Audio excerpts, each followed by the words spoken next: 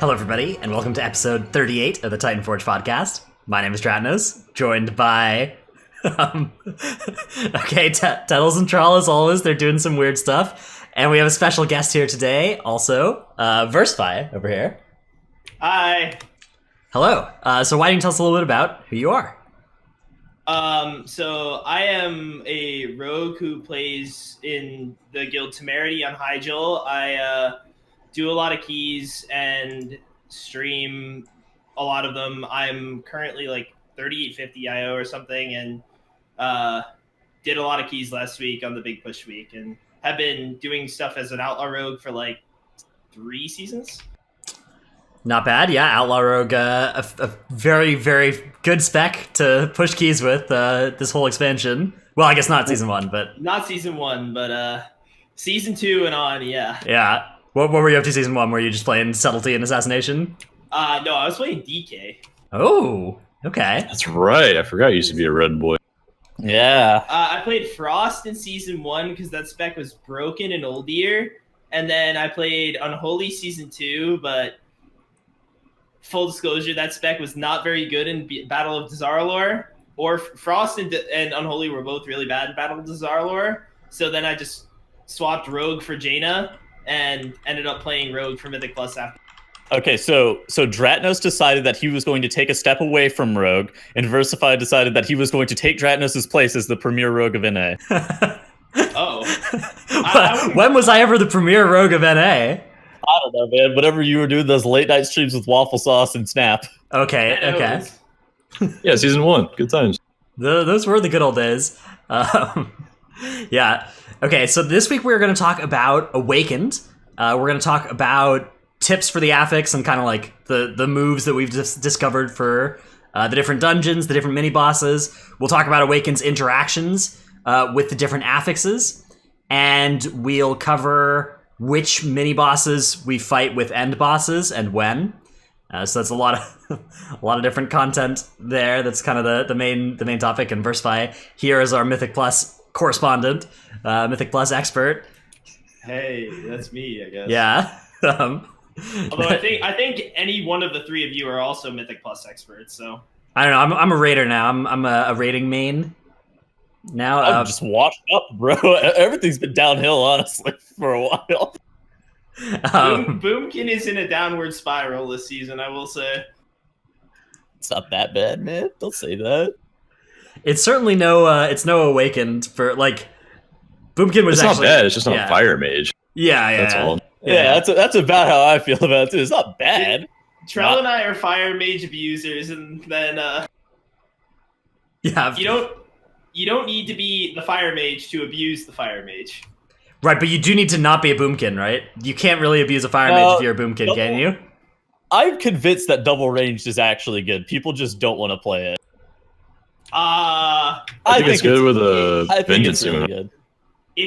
I would say it's okay if you're playing it with a Vengeance Demon Hunter, a Holy Paladin, and instead of a Boomkin, a second Mage.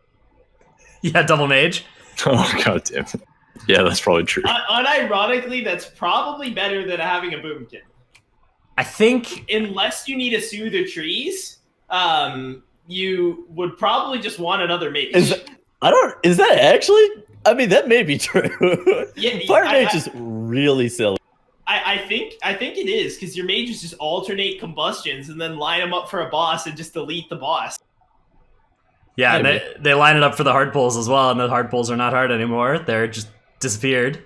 That's about right. Yeah. The only problem with double mage is that you'd have to alternate combust, and so one person would lose a combust at least somewhere. Yeah. But it probably is a net gain. I don't know. Yeah. Or you just pull like the whole dungeon every 2 minutes and then do like 3 mob packs on while you're waiting for your mages to channel.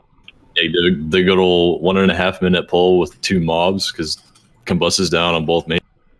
Yeah, they're just sitting there hard casting Flame Strike and doing 20 DPS. Literally takes a full pull, like 3 minutes to kill 4 mobs in Freehold or some shit. Yeah, they're basically like Moonkins. But then it's a net time save because you pull 30 mobs the next pull and it all dies in 25 seconds. True.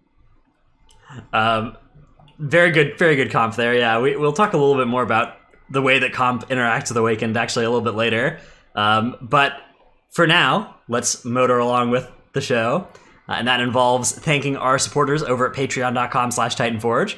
I guess, yeah, Tettles wanted me to introduce this as the Corruption Podcast this week. I forgot to, though. It's too late now. We gotta go now. We gotta go? All right. Anyways, patreon.com/Titanforge. We're still using that name. We'll consider a rename as it seems necessary, or if it seems necessary. Anyways, those supporters are Ahar of US Proudmoore, Paul of US Proudmoore, King of Skills, VTech XD, Zuko, Ja, Uncle Please Invite, Khalifa D. Pog, Drunk Swede from Legion of Lemmings, Argent Dawn EU, Shirtless Tettles, Ashley Tootsie, Heltari, Ishio, Blue of Emerald Dream, Chromed, Seraphicus, Trekkie, The Marsh Hare, Regulus, Never Nude, Grizz Jam, and Chewy Taka. So, thank you for all your support. I was wondering how you were going to pronounce that one. Look, it's some letters in a combination that was not intuitive for me to pronounce, but I think I came out with a pretty good answer. You did a good job. Yeah. So thanks to all those people, and if you're on that list and you'd like your name to be pronounced differently, just change your Discord nickname, and we'll change it as soon as we notice. That's usually the method. Please ping me. Yeah, ping Tettles, ping Tettles, and he'll change it in the thing as well. If we ever mess up your name or anything, ping Tettles, and he'll fix it. Okay, so let's start off with a question, just in general, kind of a qualitative question. How has this season been so far? So Versify, you've been doing a lot of Mythic Plus, and as our special guest, I will give you the opportunity to answer this one first. Compared to Beguiling, how much fun have you been having this season? I've been having like way more fun with Awakened than Beguiling. It's like not even close. Awakened, full disclosure, makes keys way more fun than they've been in like 6 months. Because you can do pulls you couldn't do since 8.1. You can do like cool strats and like routing stuff that was never before possible. You can play different comps other than double rogue. You don't have random mobs that you just need to keep rooted or CC'd in every pack for 8 seconds, knock emissaries. All that stuff is gone now. And keys are fun on any week. Whereas before they were only fun on like very specific weeks, and then everyone else would just close keys for 5 weeks until the next like bursting volcanic week came around again. Do you think that keys aren't going to be closed now? I feel like in general keys are still closed more often than they are open. Well, there is still like a very strict dichotomy of good weeks versus bad week. Oh, I'm not saying there isn't. What I mean is you can go into a key this week and not just have as little fun as you would on this exact week last season, right? Because this last season was Void Week, and in case I need to remind you, do you enjoy killing Void emissaries every other pack? No. Absolutely. Wrong. Yeah, well, Tettles does, because he only does damage to a single target anyway, and that just gives him time to do damage. But for the rest of us that actually do AoE, it's more fun now because it's tyrannical still, and tyrannical still sucks, but you get to pull more stuff, and you don't have to worry about controlling a bunch of different emissaries and do bigger pulls, do more interesting pulls. That's fair. I do agree with that, actually. Yeah, I think the experience of fighting emissaries was sometimes really interesting, and there was sometimes some really creative stuff going on with them. But for the most part, emissaries in a dungeon reduced your decisions. For when you had a void emissary in the pack in front of Volcall, you had fewer things you could do rather than when you have an obelisk. Okay, Atal'Dazar is a bad example because the Atal'Dazar obelisks also kind of reduce choice, but in every other dungeon, they increase your choices. Yeah. Well, I would actually say Atal'Dazar's obelisks increase your choices if you think out of the box, but just looking at them, at a glance, it reduces a lot of them. I mean, you have to hit certain parts of the dungeon every time in Atal'Dazar now. Of course, yeah. Which it's a different effect than how obelisks play out in most of the other dungeons, where they in Temple, right? It really widens how many choices you have rather than narrows it. I would say we have an interesting dichotomy of seasons here, where season 1 and 3 reduced your pulling decision making because you had to play around infested mobs, and you had to play around beguiling mobs. But in season 2 and 4, they actually increase your decision making with routing, because now there's like less interference from the seasonal affix in each of like pack by pack. Yeah, it's definitely a it's much more close to reaping in that way. I agree. Reaping was like didn't really give us that upside at all, but it did have a similar feeling of like, you know, being something really fun to deal with and not something that affected every pull, which, you know, Beguiling and Infested affected like every pull for the whole season.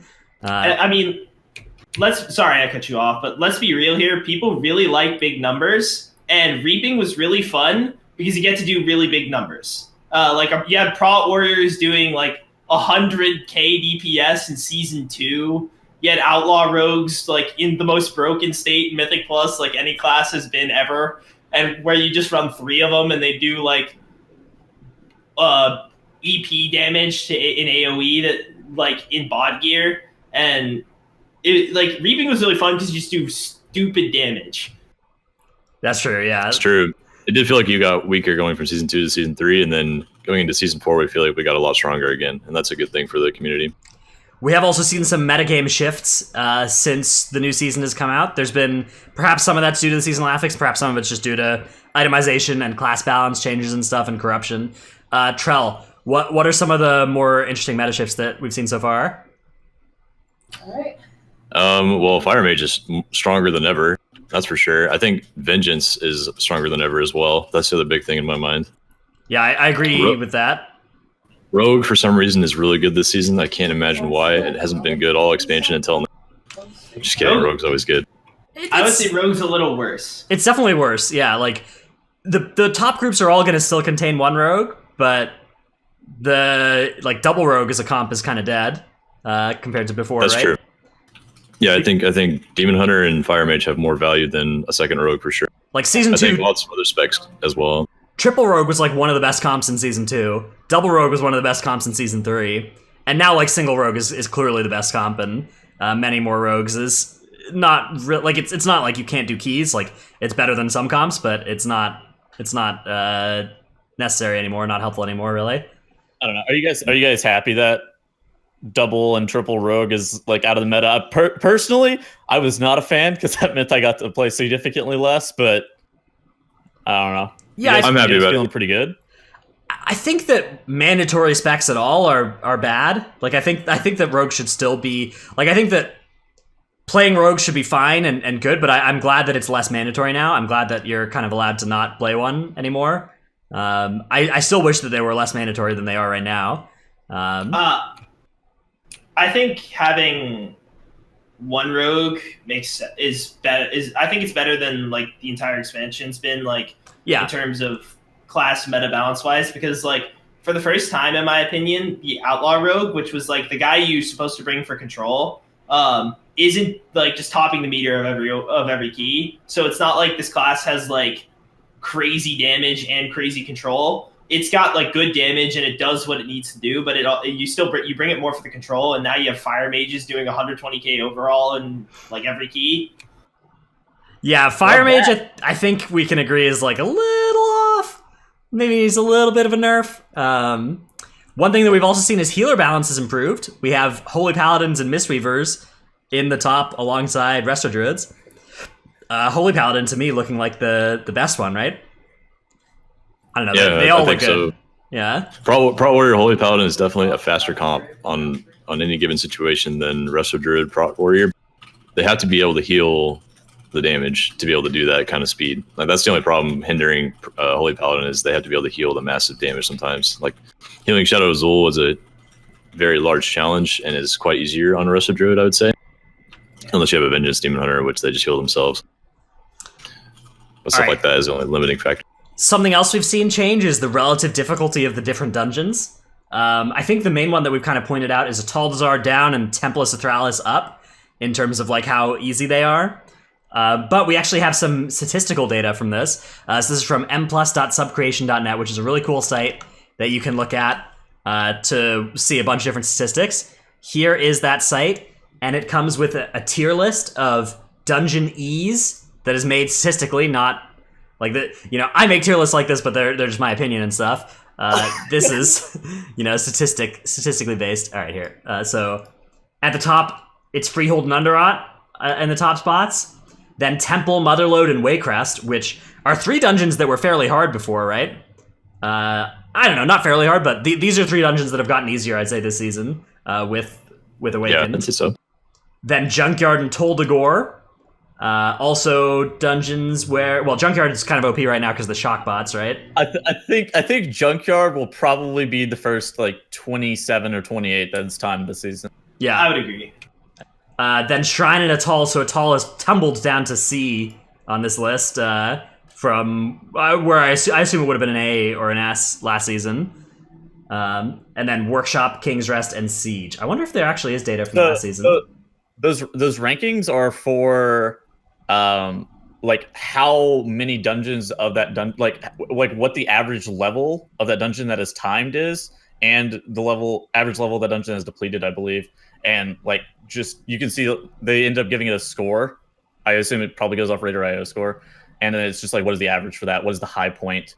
And then there's some formula that they're using, and that's why Ataldazar has gotten significantly more challenging, especially if you don't know how to play the obelisks. And we're going to talk about that a lot in this episode because Atoll is one of those ones that is very tricky if you don't know what you're doing. But a lot of the strategies that we're also going to be talking about go for pretty much all dungeons as well. I actually think King's Rest this season is significantly easier to time than Ataldazar up until 21, 22, because the obelisks are just in convenient places, and it allows you to do a lot of the things in King's Rest that you would want to do with rogue skips otherwise.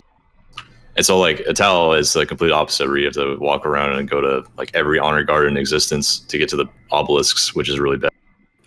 I would say Waycrest Manor as well is way better now with obelisk placement because you can take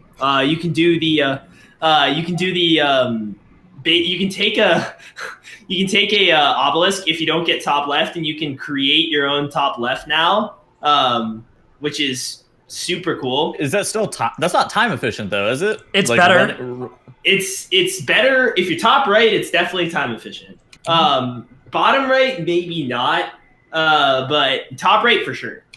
Top right, I think I could see the case for spending 2 minutes running around the whole dungeon to start on the bottom right. It doesn't cost 2 minutes even, right? You literally just book it over there. It takes 1 minute. It's a minute 30 to 2 minutes. Okay. In total. Yeah, it's pretty long. I mean, sure, that's a big time sink for 4 count and a skip, but it gives you a much better lust timing than you would get otherwise on top right. Because let's be real, if you're doing top right, you're lusting like a witch and a dog pack just to get it on the cooldown. Okay, you know what? That's accurate. Yeah, I think that the cosplaying as top left route is a really good one too. I like that. All right, let's move on to our tip of the week segment now. I'll take the first tip of the week here. So my tip of the week is, in addition to Mythic Plus, Fire Mages are also really good for N'Zoth, and you should buy some for your guild. So just go to your local, Fire Mage marketplace, purchase some Fire Mages and get them into your roster, and they are very helpful for that fight. So would recommend. All right, so how do you go about buying a player? Well, I'm not really sure, but apparently we did that multiple times. So that's something that happened. Okay, supposedly. So how much do you think that they got paid? I hear the rumor is $25,000, but I don't believe that. Yeah, $25,000. Yeah, I don't believe $25,000 for 2 players is a reasonable amount. How much do you think they actually got paid? Is that a me? Yeah, that's to you, officer of Pop-Tart Corn Dog. Dog. You gotta say the G capitalized. Oh, Jason in chat here, literal guildmaster of Pop-Tart Corn Dog, who is threatening to spoil this information. Ooh. Yeah. Anyways, that's how Pop-Tart Corn Dog, my guild, has secured Mythic N'Zoth US 8th just this last Wednesday, which is a pretty good ranking for us. We're really happy about that. I loved your reaction. You looked so fucking happy. Dude, it was a hype kill. I actually was so surprised we killed it on that full though. It was such a It's such a scuffed poll. All right. Where'd you guys finish? North America at 8th guild? Yeah, and World 32nd, which is far higher than we've ever been before. I was going to say, that's a big jump. Buying mages pulls through. Day rating on weekends. Yeah. Yeah, day rating on Saturdays, too. They went to church, man. We day rated one day. It just happened to be 3 weeks into the tier. Yeah, well, that's because I was busy at Race the World First until then. True. In all honesty, it doesn't matter. Like, as long as you're enjoying raiding, just have fun with it. I don't think. Yeah, I don't know. Dude, people get up in arms over people overtime raiding. As long as your guild is happy with it, who cares? Certainly, we've received several criticisms about raiding a lot from players who have then added extra days themselves recently. So, I don't know. Makes you think. All right, Trell, what is your tip of the week? My tip of the week is visions become a lot easier once you get rank 11 and then rank 12 cloak. Rank 11 especially, I think, is a 65% reduced sanity loss from visions. And that stuff made it so I could walk through as a tank and pretty much pull in a straight line without using sneaking potions or, sorry about the noise, or just like skips in general. And I could just pull in a straight line and I could do a 5 mask vision this week in Orgrimmar. And I posted a video on that. It's just very straightforward. No crazy weak auras for potions. Just straight down the middle. Yeah, it's first off that weak aura is really good. The weak aura that lets you just click which one is poison, and the rest are auto filled in which one is which. That's a useful tool. Would recommend that one. But yeah, you have like twice as much time with a rank 11 or higher cloak than you did with a rank 10 cloak. Like the difference between 50% sanity reduction and 65 is massive. It's a huge difference. So definitely a great use of time. Or a great thing to try and do is just start 5 clearing once you get your rank 11 cloak if you can. Yep. Yeah, and you can definitely like if you're on like some potato character or whatever, 4 masks at least should become free at that point. Let me go find that poison week aura. Okay, Tettles, Tettles, you have a clip of the week. Okay. Yes, I do. Let's go. Look at that. I haven't seen this yet. First off, though, let me just share. Here's that week aura in chat for anybody who needs the Heroic Vision poison potion note week aura. Okay. So does not need found. Does not. Let's take a look at this clip now. Okay, so basically what this clip is it's like how to spawn the middle obelisk in a Taldazar off the start, because the pack ends up spawning. It like spawns and starts really far back. So if you're quick with either a rogue or a druid, you can actually make it to that middle obelisk before the pack reaches a point where you can no longer make it. So that's how that's done. So you just because they spawn all the way back at the waterfall back there. Cool. So this lets you activate that spire, and then you just kind of die, but unless you want to play double obelisk. But I wonder if with a rogue, if the whole group light-footed and shrouded, could you make it there? Well, yeah, with a rogue you could distract the pack as well, right? So the rogue just has to get there in time to land the distract, right? I guess, yeah. Yeah, I bet that would work. First with the rogue. I think it's cool he made it work as Boomkin, though, with the flap and the stealth over the second Sard pack. That's really cool. Yeah, that's from the Pixelated Ninja on Twitch, so very cool clip there. All right. I mean, that's better than, I think, pulling the middle pack once you're capped on count. Yes, it's better than pulling it to the side and dying. Because so the future point of this is that you're not actually going to use that obelisk anymore, right? You're just going to... Next time you, like, the way you're going to get there is from the Awakened Realm. You're going to walk into the middle of the dungeon where the thing will now be spawned because you've activated the obelisk at least once. So yeah, that's a good move. Big move. Versify, what is your tip of the week? So this is for next week's affixes because it's teaming, and teaming at Taldazar can be kind of challenging because count switches around and like you have to add more stuff than is normal for a route there. And my tip of the week would be snap the middle. It's way less scary now that quaking doesn't just do damage, so your tank won't just get one shot in a quaking overlap, and it gives you a lot of count, and once the Sards die, is no longer really dangerous at all. Yeah, especially if it's snapped, it's not dangerous to anybody except the tank. Very, very, very, very good. I think generally that I just think generally now this teaming Quaking week is not the worst possible thing because Beguiling Emissaries no longer exist, and because Quaking is by and large a non-affix. Like, of course, in some dungeons like Toldagor and Wakerust Manor, it can be a little bit rough at times, but in general, Quaking is normally a non-affix. Yeah, Quaking. Sorry, this was so bad last season because not only did you have the Quaking damage on the tank, just like randomly taking a fourth of the tank's HP away, you also had a bunch of extra casters in most packs because of teaming on top of the tank. You had a Tides Emissary. It was Tides Week last season, and most of those same packs preventing kicks on those casters. And so, like, all the things combining together was just like easily inducing tank deaths every few seconds. Yeah, it was tough back then. This week was, like, in my opinion, one of the worst weeks for Mythic Plus of the season, or this coming week. But this season, it actually probably won't be that bad because there's nothing limiting you, like, emissary-wise from pulling extra stuff. If you can kick it, you can pull it. Quaking won't just kill people. Yeah, has there been any distinction between A and B weeks for Awakened, really? Or is there either one that's like significantly better than the other one, or is that just not normally something that you're looking at? I think so far. B is better in Underrot, I think, because B in Underrot means you've got a blob in that weird spot, so you can fight that more easily than the Fear guy with the last boss. Actually, I would say A is better in Underrot. Okay. Having the Fear guy with the last boss in a key, I think with Bloodlust is really not bad, because you're lusting that anyway, and you just blow him up. And especially if you have, like, I would say the meta comp with Fire Mage, Demon Hunter, Rogue, your Fire Mage just combusts on it, gets his full ignite value onto the boss, and it just dies in like 2 fear casts. And you just blow all your defensives there and are chilling for the rest.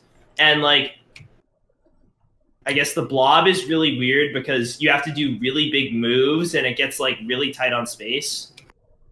Yeah, so a question from chat, which I assume some listeners are going to have as well, about what are A and B referring to. Basically, Awakened switches, some of the obelisks change which mobs are associated with them, and it changes every 14 days, so every 2 weeks. It swaps between the A and the B patterns. There's only the 2 patterns, and so you'll have a fortified week and a tyrannical week with one pattern, and then you'll have a fortified week and a tyrannical week with the other pattern. Yeah, it goes AABB, AABB. And so but also the way it swaps is 2 of the obelisks, like placements, like blob and kick, for example, will swap spots. Yeah, like the other 2 are just unaffected. Yeah, there are 2 per dungeon that are just hard locked, and 2 that swap on the A and B. I don't know. I think that it's not really a huge impactful thing unless you are fighting specific end bosses with Awakened enemies. Otherwise, it pretty much doesn't matter which Awakened plan is in, which is really good. That's a really good change from, there were just so many different wheels of RNG, or not RNG, but wheels of, like, changing affixes last season where it's like, okay, if this week is not fortified and doesn't have bad affixes at level 4 and 7 and is enchanted, then I can push the key. Anything else, it's a closed week. And that's so that fixing one of those wheels, right? Awakened is basically never a problem on any given week. So great change. A couple things to add on to that discussion. I think one, the way they did obelisks this season is a lot better than last season. I think having a static location for all 4 obelisks is a good thing. Not changing every single week and causing every player to relearn, especially players that don't do Mythic Plus very much. That'd be really. The second thing is, after the nerfs on the Fear guy, I think that's a really good mob to pull with many last bosses now. Even though people are used to pulling either the kick mob or the blob with the last boss, the Fear guy may be the better choice in most dungeons. I would say that Blizzard was incredibly quick to change or nerf Awakened this season, and we're, like, way quicker about it than any changes to affixes I've seen in Mythic Plus in a very long time. Other than that one change to the Void Emissaries at the beginning of last season where it was like, it was a buff on them and then it became a debuff on you. How did that one make it to live? How do they get these Voidfish Emissaries in the state where they would just be spam casting with 5 stacks? That was so stupid. That was so dumb. Yeah, I remember the first week was my first key of the season was a Toldagor with the Void Emissary just out in the open with no line of sight nearby. And obviously, you don't have to pull that one. But we saw the new affix and we were like, okay, let's pull this mob and see what happens. And then we wipe to it and it's just there, just casting with 5 stacks. And the move turns out to be to like move in, cast 1 spell on it from max range, run away again for its cast, and you just do that for like 4 minutes. My first key of BFA Season 3 was a 20 Underrot on Void Week, and that was not fun. Yeah, that was back before they nerfed Void as well, right? In Underrot? It took me 3.5 hours or something. Oh my god. Delete that key. Yeah, it was a real weekly no lever. That is the definition of a weekly no lever learning group. It is really good though. It is really good to see the Awakened changes coming in this quick. Like I think they really hit almost everything that needed to be hit about the affix. So all right, let's dive into giving some tips about this affix. First off is kind of a something that people maybe don't understand necessarily is how does count work for Awakened mobs? So Tettles, do the mini bosses give count? And do the little things give count? Okay, so the small mobs that come with all of the lieutenants do not give count. So there is basically there's no downside of pulling the lieutenant mob with the last boss realistically because they both give you count, and they give you count on a per dungeon basis. So it's not the exact same for all dungeons. It's like a normalized amount, very similar to what the Beguiling Emissaries were. And for most dungeons, that is 4. I think if you don't know what it is, assuming that it's going to be 4 count will be good. Toldagor is 7 and Shrine of the Storm is 9, but those are anomalies just because of how the eels and the blobs end up working out in Shrine of the Storm, and how the crabs end up working in Toldagor compared to like the Marines and other stuff. But most dungeons are 4. In addition to that, whenever a mob does spawn with the end boss, if you don't kill any of the pillars, you can also get the count that is supposed to go with those lieutenant mobs with the end boss. And if you wipe to the end boss and it has an obelisk on it, it will re-summon the obelisk again. You can farm count. You can farm count if you wanted to. I don't think not the move. So pointless. Not efficient. Tell us what likes to bring this up, but you don't ever want to wipe to the last boss on purpose and then re-pull the mobs again. I don't like to bring it up. I just tell people because it resummons the boss. And then the next question is, does it give count again? And it's like the answer is yes, it does give count again, but that's not really the point. Yeah.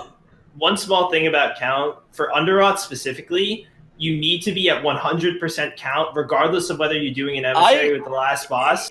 I think you actually change that. You have to be maybe different. You have to be within 4 count of 100. So you can do Sistar and Korzak apparently confirmed this in a run recently where they were not at 100 and we were able to go down. Oh yeah, because I've always pulled to over 100 just for that. Yes.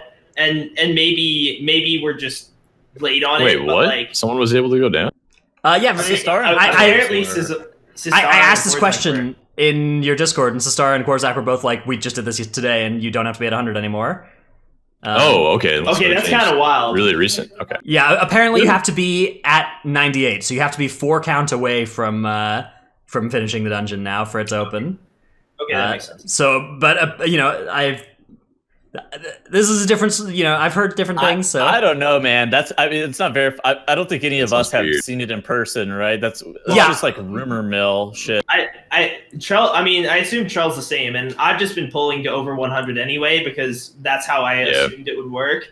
And I mean, maybe I just take a throwaway Underrot and do that to test it, but yeah, I definitely will do that next time I'm in Underrot and see what happens. It's definitely bizarre. It's possible that they are lying to me.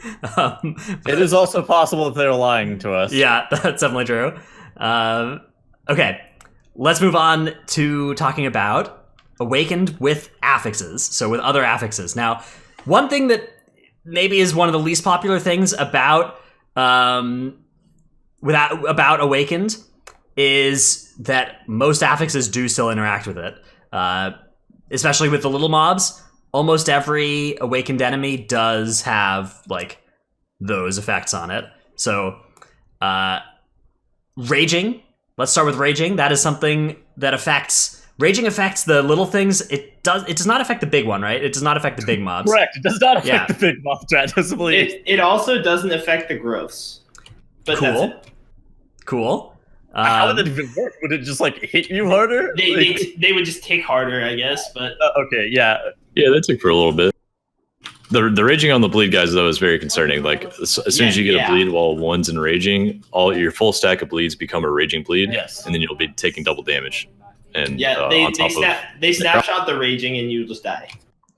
Yeah, that is on top of necrotic, it's awful. Very fair. love snapshotting dot stack. Like, you know, you go from 9 stacks to 10 stacks, and it's a huge damage increase because it's now raging as well. Dude, back when necrotic was a magic debuff, and you got a raging necrotic stack, and you're like 30 stacks, you were just dead. It hit you so. Yeah. So raging, very worrying there for sure. Yeah. Beyond that, I think the tentacles are also pretty annoying on raging, but significantly less bad than the bleeds, like Trouble said. All right. Also, we mentioned necrotic. Of course, raging and necrotic both active this week. This is one that even the mini bosses themselves apply. So this can be it can be tough to reset it as they're not susceptible to CC. The fear guy, I think, in general is the one, especially on raging necrotic week, that really gets hardest. I think that's the only one that's actually challenging on the necrotic settings is the fear guy. I think whenever I was writing these down, I felt like every single time we were talking about an affix, I think the fear guy is the one that is the common variable here. Those small ads that put the bleeds on you, the flesh fiends or whatever, are so obnoxious, and they do just a ridiculous amount of damage to your tank. In conjunction with Samrek the Beckoner, he actually melees for a wild amount for no real reason. So he swings fast too. Yeah, he is by far the most dangerous one, even though he has received nerfs. Not the most unreasonable mob, but can be very challenging, especially if you don't manage stuff like necrotic stacks. All right, then we have bursting up next. Bursting is something that, again, the little things burst, the big things don't. The malignant growths do burst. They might not get affected by raging, but they do burst when they die, and that is really toxic. That's a little non-intuitive. Yeah. You like kill the thing on the ground that's slowing your tank, and then it bursts them for double damage, and you're like, I was just trying to help.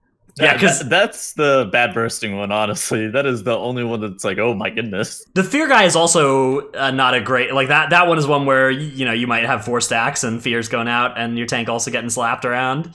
You can get comboed with the fear guy if you're not careful. They've nerfed the damage from the fear itself enough to where it's okay. Sure, there is room for bad overlap, but generally speaking, it's not the worst possible thing. All right, then Sanguine. Sanguine is separated by realm, right? So Sanguine in the Awakened realm is not going to affect the Living realm and vice versa, but the little things do cause Sanguine to spawn, including malignant growths, which is pretty toxic. And a couple of these enemies do stand and cast. The spider, of course, does a lot of casting, so making sure you're kicking that if it gets, the spider's ads even explode automatically and drop Sanguine at weird times. So that's something you have to be really careful of. But also the tank buster, if he's standing still and casting Dark Fury and you kill the malignant growth under him, that will also be bad. So that's an annoying affix here as well. Why did my ignite kill the malignant growth? Those two can just bathe in Sanguine randomly, and it's for the kick guy, the spider. It's, I think, good practice to on Sanguine week kick him early if you have the lockouts to do it. So that he doesn't just get stuck in a pool of Sanguine. Yeah, in fact, in general, kicking early on that is good if you're trying to move it as well. Like, I see groups that have like 5 kicks or whatever, or 4 kicks, just waiting until the last second to kick that thing, and it moves so much slower if you're doing that. But if you kick early, you need more kicks to keep it locked down, but you can move it really fast.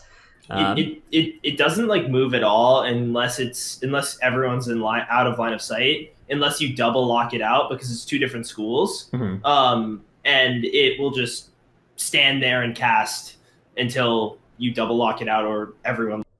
Yeah, line of sighting it is also a good move to move it as well. You and I were talking about this. Sorry, go ahead. Yeah, Verse and I were talking about this a little bit before the show. And it is rough to actually have to line the spider too, because you were losing so much damage just by because you have to over move. Like you have to already be running to where you're going to, and you're not DPSing on the move. So sometimes double locking it out is better. Sometimes doing that instant move and just line of sighting it will be better. It kind of depends on how much health the mob has left. It depends on where you're going, how far you have to go. And this is a specifically Toldagor thing, and this is for Trell's Delete Toldagor mantra. That thing will try to cast at you or melee you through the floor when it's coming up through the sewer. I've seen it happen, and I've been killed by it. And that thing will do weird stuff when everyone's lying. It'll just like start trying to cast and failing and not really move. Yeah. I love getting killed through the floor in Toldagor. That's my favorite thing. Love that. Yeah, that is really the best. It's wild. Toldagor is so wild. My favorite part about Toldagor is you have these runs where everything's going wrong and the dungeon just works perfectly, and then you have these runs where you're playing great and the dungeon just decides that you're not going to time the key. It's a great great experience. All right, bolstering. Good. Oh, I was saying, and since Fire Mage is meta now, make sure you check for Ignite on Bobby, because that will sometimes decide to kill your run. Yes, because then it'll spread to the ads that he runs by as he runs down the stairs. Yeah, very, very cool. All right, bolstering. So the big mobs do not get bolstered, but the little mobs bolster each other. So the big problem here can be tendies. Getting a 3-stacked tendy, zapping somebody can be rough. Or the flesh beast, right? Those things, just having 2-stack bolstered flesh beasts still alive can also be rough. So keeping those under control is pretty important. Thank God they had the foresight to make sure that the big lieutenants could not get bolstered or enrage. Yeah, the little guys are a concern. Make sure you kill them evenly, especially the tentacles and the bleed guys. This is a tinfoil hat thing, but I wonder if you did 2 of them together, would they bolster each other? No, I don't think so.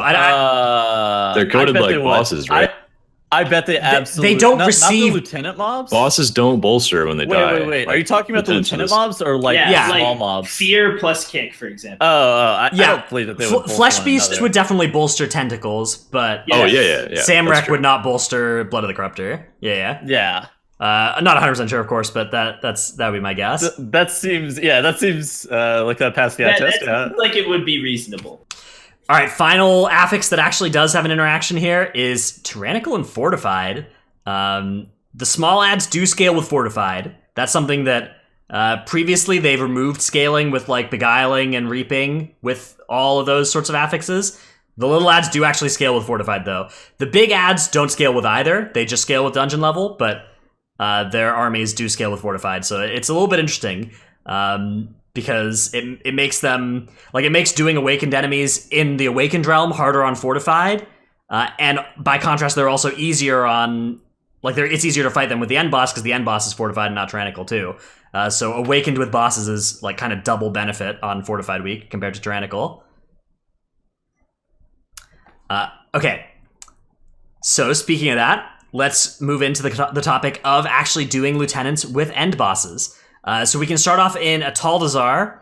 Ataldazar, do any of you have any big suggestions for whether and which end bosses or which lieutenants to do with end bosses in Ataldazar? I think generally, if you can get away with doing either the ones that are with the honor guard, like honor guard packs with the end boss, you should absolutely do that, because those packs, if you can avoid even going over there and wasting your time, you should do that. So either the 2 that are near honor guards, if you can play them with an end boss, then you should. I think generally what most people end up playing with the end boss in Ataldazar is the blob or the kick. I have played both the blob and the fear at the exact same time, and it was doable yet challenging is what I would say about it. It wasn't impossible, but it was pretty rough. It does take time and practice to be able to learn how the fear pathing ends up working out. So basically, whenever you get feared away from Samrek. So you position yourself relative to him to make sure that you don't get feared towards spiders. It is rough to play, especially multiple mini bosses with Yasma, but it is doable. It is doable. I think we'll see 2, maybe 3, possibly 4 mini bosses with Yasma and yeah, the thing about that is that you lose the... Very hard. Like, I mean, I guess the MDI teams don't need Awakened Portals, right? Because they're playing Night Elf, so it's not necessary. But that means they won't have Holy Paladin, so they'll be playing... I guess Mistweaver's probably better anyway, though, right? Not in Natal because of the snap spots. Right. Druid is probably the play. I'm just worried about like the tank man plus skewer. I think you were talking about this earlier, Trell, and how it could maybe at that key level it wouldn't matter, but like if you get like a double damage tank buster, you'll just fall over. Yeah, there's a lot of interactions like that. Like the tank guy on any given last boss of a dungeon, you have to take into account what damage the tank is going to have from the boss, because all that damage will be double damage if it lines up with the tank. And so, yeah, the skewer on Yasma, like on a Blood Decay, if you did the tank guy as a Blood Decay with Yasma, you're dead. Okay, so just one shot. Your options are parry or dead. Yeah. If we have to rank what lieutenants you want to play with Yasma, it should be the blob or the kick as the first two, by a significant margin. I would almost recommend the blob over the kick, because I've seen a lot of these pug groups lately, and they just tank Yasma permanently in King's Rest. Stop doing that. That's bad. Move the boss around the room, and playing the blob with it also forces you to have to move the boss around the room at a normal rate that you would already be moving Yasma. I think that's why blob is a little bit easier. Of course, the kick is a bit rough because Yasma does also have their own kick, and so you have to let kicks go through occasionally. But yeah, I think realistically you're right. I think the fear and the blob are easier than the kick guy on Yasma. You think so? You think fear's easier too? I think so, yeah. Fear, it's like, yeah. After the nerf, if the tank gets feared, it's fine, because you're only going to get hit once in the back during the fear duration, and as long as that's not skewered, then you're fine. And if someone's going to get dispelled, then the last person has to just aim themselves away from the spiders. I think that whichever, if you're only doing one, for the sake of live keys, you're probably only doing one. I think whichever obelisk you do with Yasma depends entirely on which obelisk is next to the double honor guard pack to the left of Volkal, in my opinion. Because the other ones you can with relative ease or relative practice, or like there's like a readily available knowledge / clips of how to get to those obelisks or do them in a way that isn't like a huge time loss. And that one is the one that's much harder, in my opinion. There's like a way to do it with a rogue and a druid or a double rogue, but it's not time efficient, and you have to go way out of the way for like a mob that will take a minute and a half and doesn't really get you anywhere. Yeah, so the thing about this spawn is that on the B week, it alternates between being the spider and the blob in that spot, which are both ones you can fight with Yasma, which is nice. So here on screen you can see the green circle is the one we're talking about. That mob. Well, that pack is just, like Verse said, it's just so out of the way and incredibly overtuned. So you can never play the pack. You have to do some like vanish shenanigans to be able to even get into the obelisk. And then it's like, all right, this mob could be played with Yasma, so kind of what's the point? Yeah, a lot of people in chat saying fear into spiders is a problem. Again, like Tettles was saying, the fear is controllable. You always run straight away from Samrak. So in a pug group, yeah, that's scary, but in a group where everybody knows that, it's not actually that bad, right? I would not trust other people to do it. I would trust myself to do it. So it's like it just kind of depends on the group that you're running with, right? Yeah, if Tettles trusts himself to do it, it's probably doable. It is doable. It is absolutely doable, and it's way harder as a melee though. I will admit, it's significantly worse as a melee. Way easier. The thing is, you get like 2 fears and then Samrak is dead. Like it's not true. Exactly. And like, well, I don't even know if that's true, because Yasma, like with how the soul rend ends up working out, I think you end up getting like somewhere in the realm of like 4 to 5 fears. You end up getting a lot of fears. They're so slow now, though. Fears have such a big gap between them compared to before. It would be nerf. 3 or 4, okay. I think. And also with basic, I don't think it would actually be that bad as a melee. And as a melee player, it's like almost every melee you would see in a Mythic Plus Keystone has an immunity to stop one fear. Like Warrior can Berserker Rage it, Rogue can Cloak it, Demon Hunter can Meta Iframe it. DK can AMS. Yeah. DK can AMS. Windwalker could diffuse it, but there's special stuff with that one. Don't do that. That is Monk of Danger. That one is bad. But like basically every melee class, except for like Enhancement Shaman. No, Enhancement Tremor. Yeah. Oh, Tremor, true. And hit Bubble. the best one. And Bubble, yeah, like basically every melee has a way to deal with it. So it's like not the worst. And there's only two fears go out every time, right? Because one gets dispelled, so it's not like you're gonna blow through all your options. People asking what does diffuse do in chat? It puts the circle around Samrak himself, and then it will explode and fear anybody who's near Samrak. Yeah, it's bad. So fucking troll. Yeah, it's extremely toxic. So yeah, that's been a fun thing to deal with whenever you have a monk in your group with diffuse. Yeah, and enhancement has tremor, which is also pretty good. So all in all, there are a lot of options for counterplay there. Yeah, but it is not something I'd want to do in a pug. Tremor, Mass Dispel, and Revival are crazy good buttons. Oh, absolutely. And imp dispels as well. If you've got a warlock, they're a little impy out there doing some impy dispels. That's a big move. Yeah, Warlocks are bis for the fear guy. Warlocks are bis. Moving on to Freehold. Warlocks are bis for every awakened mob. They're actually kind of own at all of them. Like besides the spider, they've got you can gateway across all the malignant growths. They have all kinds of moves. I feel like you probably banish the ads too. I think I can. bet you Yeah, can banish the tentacles. That is a good point. yeah, and you don't need to kill them. So, it's a big play. Wait, yes, you And do. they have a combat. They have Voidwalker taunt on every They have Voidwalker taunt on every Spirit Breaker. Yeah. So That actually is good. That's really Warlock does That kind of class own it. owns. This. Yeah. That class owns. Imagine playing Destro. good. Yeah, but then you're stuck with a Warlock for the rest of the key, and then I'm just kidding. Warlocks are actually probably better this season than they were. Certainly better than they were before. Yeah. They're on the upward trend, I would say. Chart with upward trends, Warlock. Yeah. Yeah. Okay. Let's move on to Freehold. So Freehold is a dungeon where the kick mob is just so naturally fought with Harlan. Like the spider is always in that obelisk right next to Harlan. That is pretty easy to just pull straight into Harlan, and that means that you can use the previous spire to just get all the way to Harlan and then fight the just pull Harlan immediately out of that portal. So that's kind of the default strategy in Freehold. Multiple mobs would work with Harlan though, right? Like I guess the kick. Okay, so the kick. The reason that you almost always play the kick with Harlan is because that backpack that has the Ravager in it is always the kick. That one doesn't move at all. So that's it's the back Ravager that has the 5 mobs in it that you would never play the full pack. There's no point. So you always just leave that one up and you play the kick with Harlan.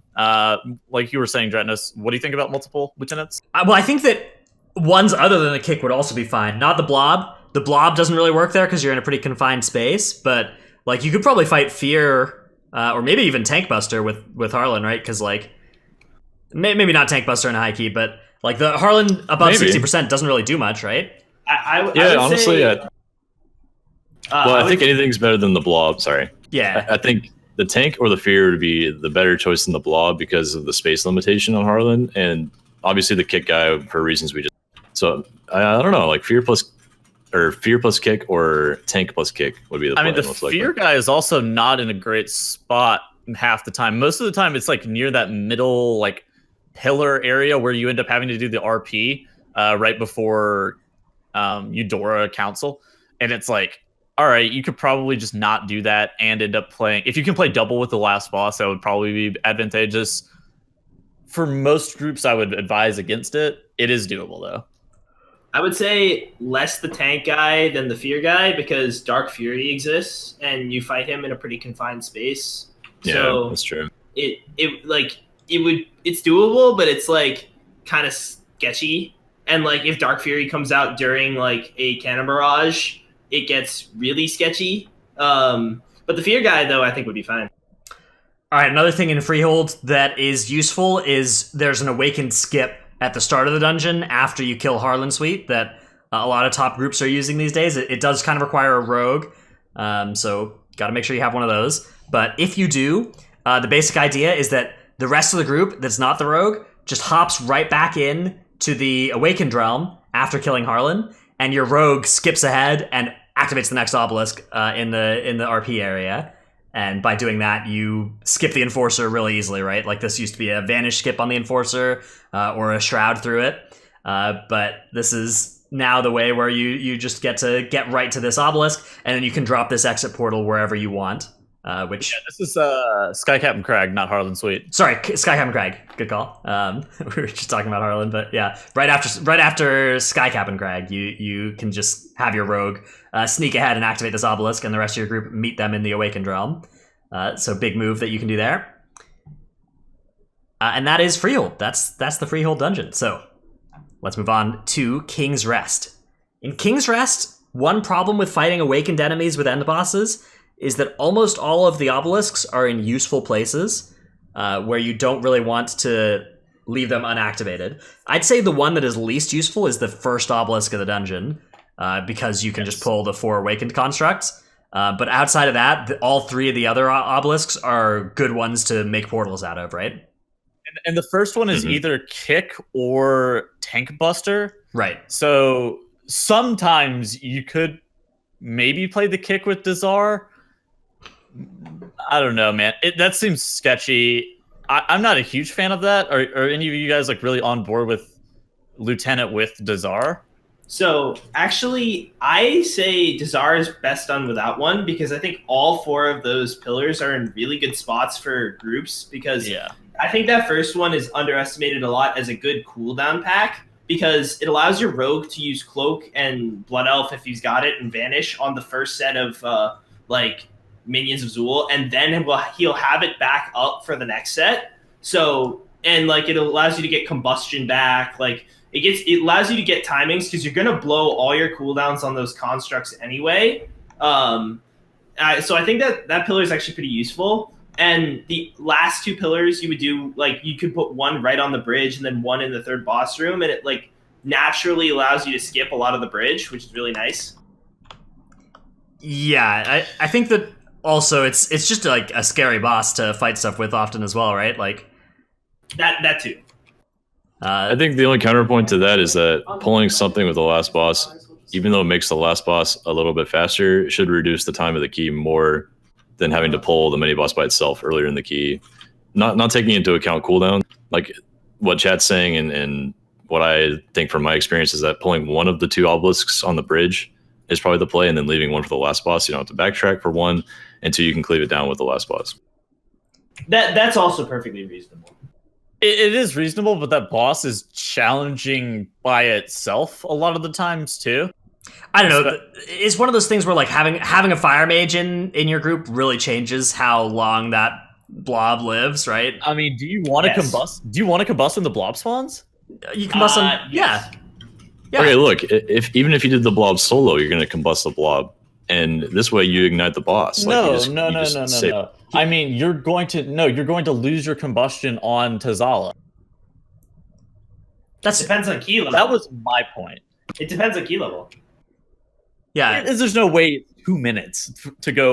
If it's a 4-minute boss fight, If you combust the mini boss, I think it is 2 minutes. If you're combusting the blob, you're gonna have it up for Tazala, like for sure.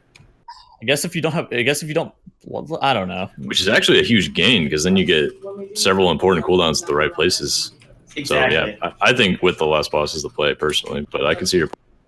I think both are fine. I think it depends on how tight your group will be on timer. If you can like estimate that possibly. It's absolutely quicker.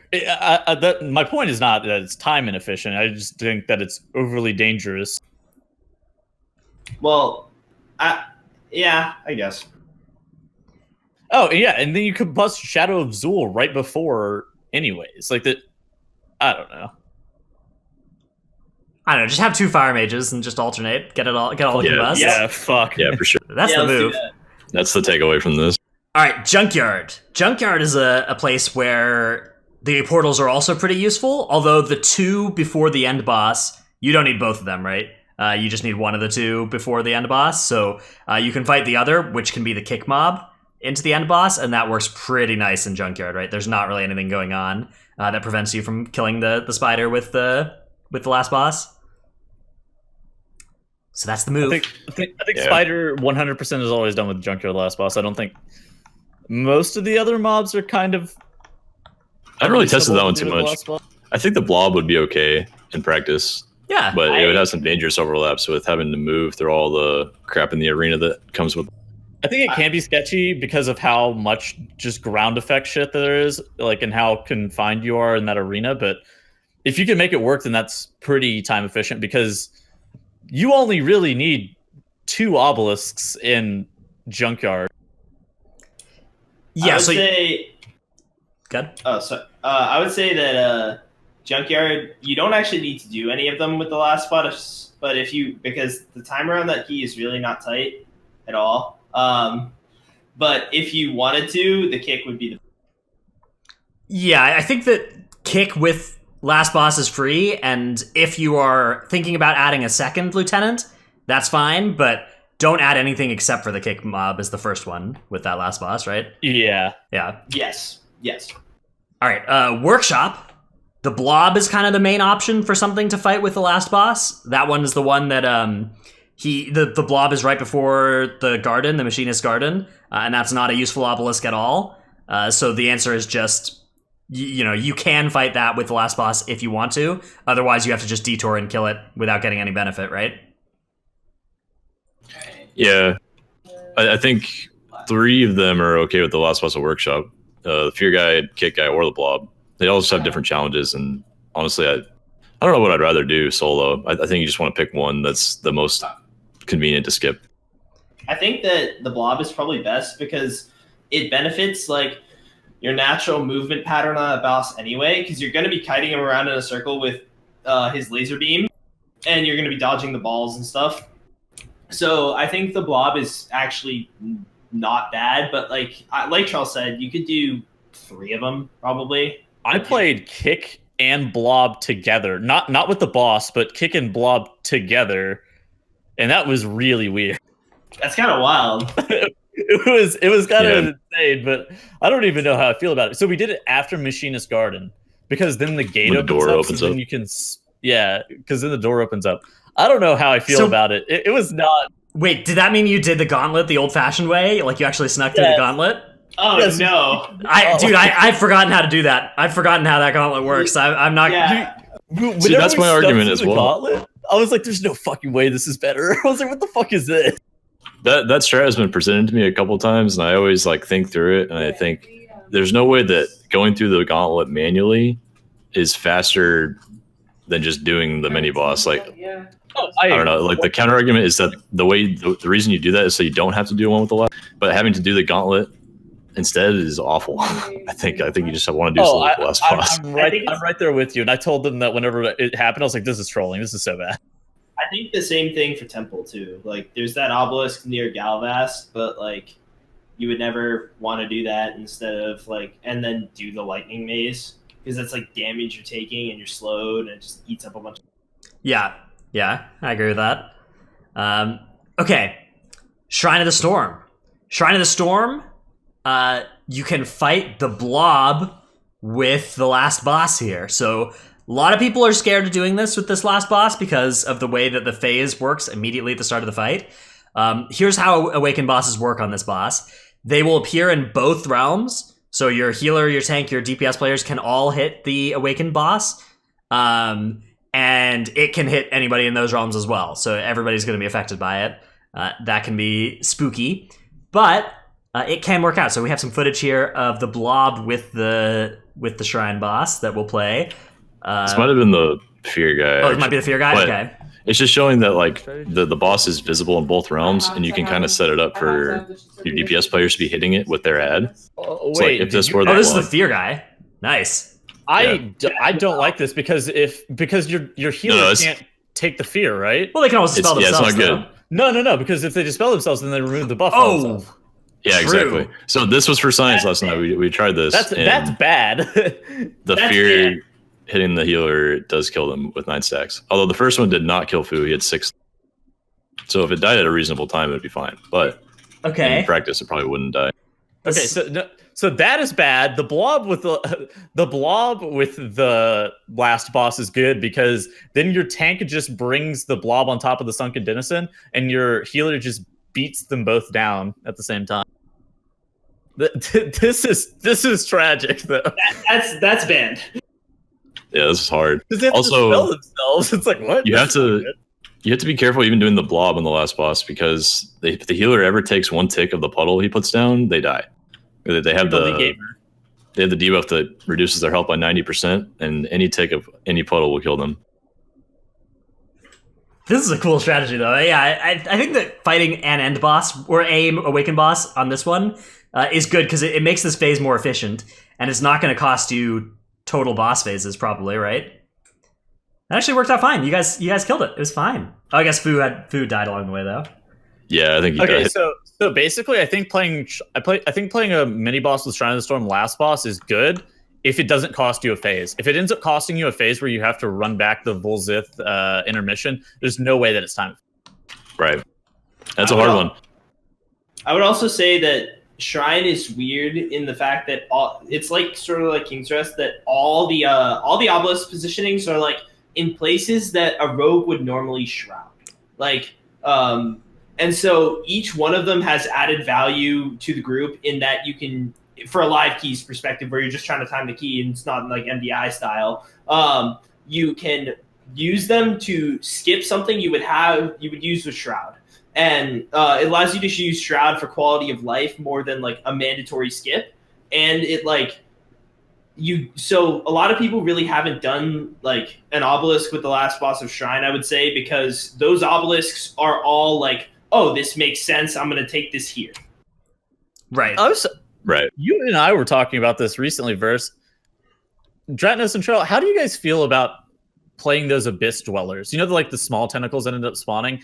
I have come to the assumption that the Abyss Dwellers are super trapped because you end up having to blow offensive and defensive cooldowns on them. And it's only for 16 count. Yeah, they are pretty bad. The problem is there's not a lot of great solutions in trying to pull instead. And I think it depends on your composition. Have a rogue, you can't really get through that. Like if you're playing if you have somebody who can pop like blood of the enemy and kill them, like that's kind of what rogues can do. Blood on the boss, though? Yeah, I think so. I think it's a worthwhile investment. It's still worth it. Yeah. Also, if you have the Drestigath trinket, that plus blood of the enemy as like a combo will just like one shot all of them, and it's super efficient. Like you can certainly skip them, and I think you should if your group is going to have to commit like serious, 2-minute, 3-minute single target stuff. But blood is a fairly small bloods and like focusing irises. Those are pretty small commitments by contrast. Formless Void Holy. Oh, true. That's also pretty good. I think this came up because we were talking about what we wiped to the most in Shrine of the Storm, and Verse was like, I think I wiped to the Abyss Dwellers the most. Yeah, that's true. But also, Sethos, I'm surprised you don't want to do these packs. These are like one of 2 packs in the game that you can use Starfall. I mean, I do no damage to them because they have to be killed instantly. Yeah, that's my job, not his. All right, let's talk about Siege of Borealis. Can you ever fight an end boss with Volzith or Vikgoth? Vikgoth. The answer is X. Never, ever. Not now. Not ever. We have a diagram here illustrating the last boss platform here. I don't know what's going on here. Tettles, did you make this diagram? I don't know what that diagram is. Can you explain this to us? The middle is Vikgoth, and I don't know what actually spawns out of the other 3 obelisks, but there is one on the 3rd platform, and there are 2 on that 1st platform, and I know for a fact that the kick spawns back left, and you see it, and you're like, oh my god, that's where they spawn? Yes, that's where they spawn. The kick is on the 2nd platform. It spawns in Narnia. It's so far. That is bad. And then it takes 15 seconds walking over to get in range of you and just starts chain casting at your group from the other platform. Oh yes, it is so far. It's so you never play an obelisk. That's like, yeah, that's nuts because that's a huge DPS check boss. Like everybody has to spend all of their uptime on the tentacle that needs to die, right? Like if someone gets off for 10 seconds to go kick, that's terrible. Bizarre choice. Yeah, that is not like the premier painting by me, but I think it gets the job done in illustrating where these obelisks are placed. Playing an obelisk with Vikgoth is just gigaband. Oh, it's trap as hell. All right, Temple of Sithralis. This is one where, again, all 4 of the obelisks have utility, right? The first obelisk lets you do a shroud skip. The second obelisk lets you do a great shroud skip. The 3rd obelisk lets you skip that last lightning maze part, and the 4th obelisk lets you skip to the end boss down through the gauntlet. So one of the reasons that you don't usually see awakened bosses fought with the end boss is that it doesn't actually save all that much time because of the utility of those skips.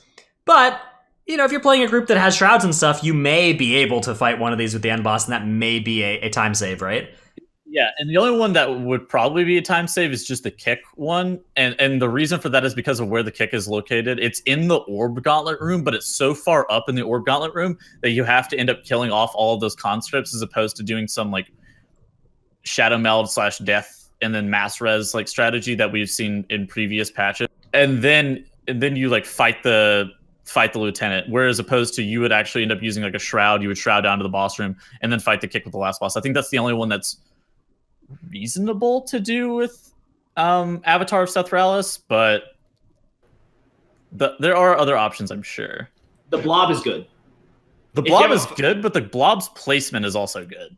If you have a fire mage and a shroud, the blob is really good because it gives your mage a like big health ignite target what they can just combust into and blow up to spread that thing all around the room. And also the tank like movement pattern is perfect for the mage because they're going to be kiting that thing in a circle anyway, and they're going to spread that mage's ignite to everything else, and the mage is just going to delete the boss.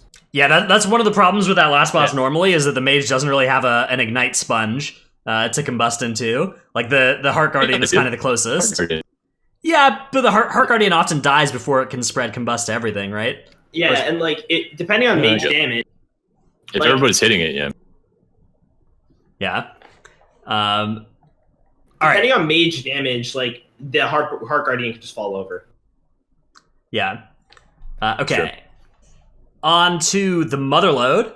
Mother Lode is a dungeon where again they're all kind of options, right?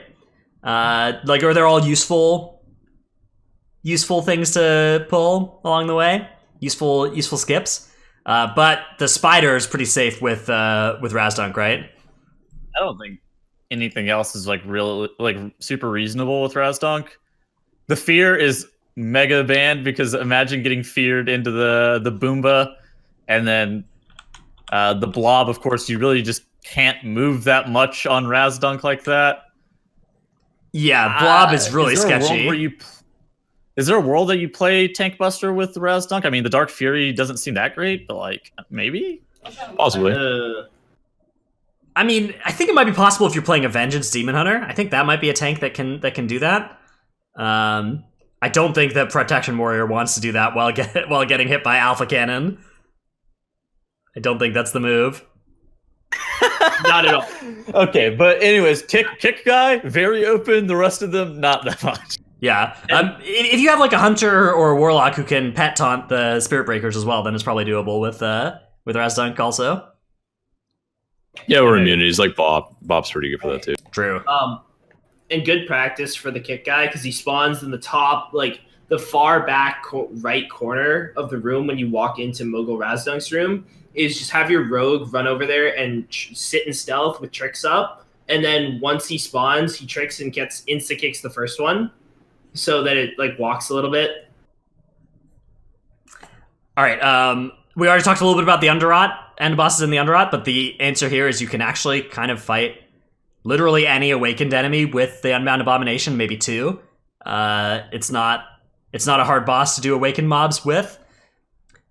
The main thing is it's kind of the based on which obelisk is where, you kind of want to skip that one next to that like Defiler, Worm, Corruptor thing or whatever.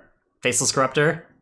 That awful obelisk over there. So that one alternates between being the blob and the fear guy. So that's often the one that gets fought in the Underrot. I think the live meta for that is going to be skipping both of those last two pillars and just fighting them with the last boss on the highest level keys, because just abandoning the practice of always aiming the last boss's frontal behind and just working on those mini bosses is probably the play. Like the room is pretty big. Once the mini bosses die, you can go back to the normal strat.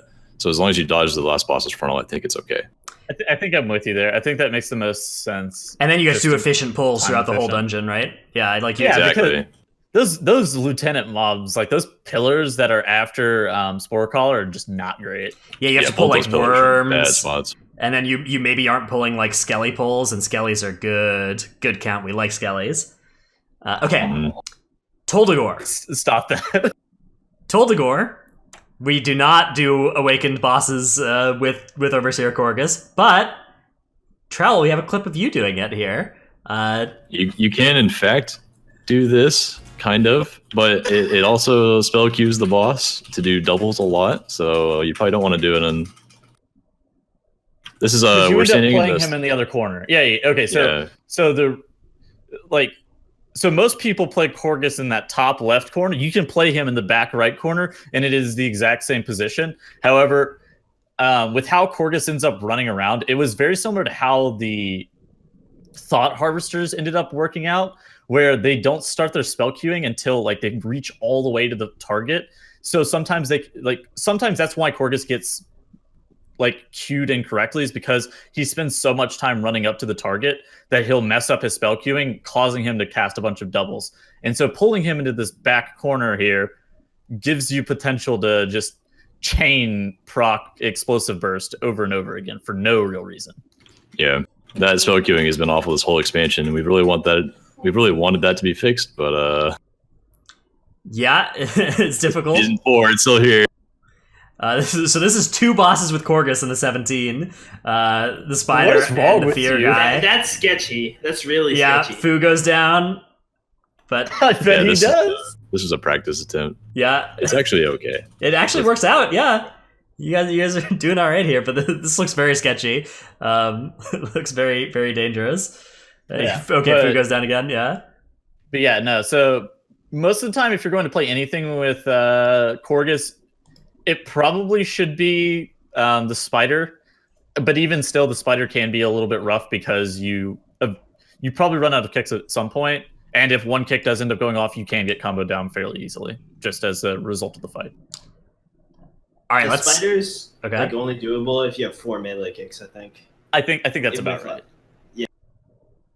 Yeah, if you have 3 melee kicks, even if you kick late, you will run out of kicks by like the 6th or 7th cast, I believe it was. How has this happened where they made an awakened mob require 4 melee kicks? I don't even Story of understand. BFA, man. Yeah, if you have a prot warrior, you kind of can make up for it because they can reflect if it targets them. So that can be a Yeah. big move. But yeah, it's weird. But like 4 melee kicks is just not reasonable at all. No, it's not. It especially like, you know, Mythic Plus didn't need something that said, "Hey, here's a little bonus if you play 4 melee kicks," because like there's already a big bonus. You have 4 melee kicks for the rest of the dungeon. Like they needed to give some more bonuses to playing ranged, I think. But still, it's fine. All right, Just bring a Waycrest. Resto Shaman or a Prop Paladin. True. Dretnos, the Twilight Dev. Yeah, Dretnos. Well, 75 of Dretnos' 150 Twilight Dev is on a Ret weapon, so I can only wear 75 when I'm playing Prot. That's right. That's 2 And hand. you have Yeah. 2 rank 3s. I have 1 of each rank on that I, character.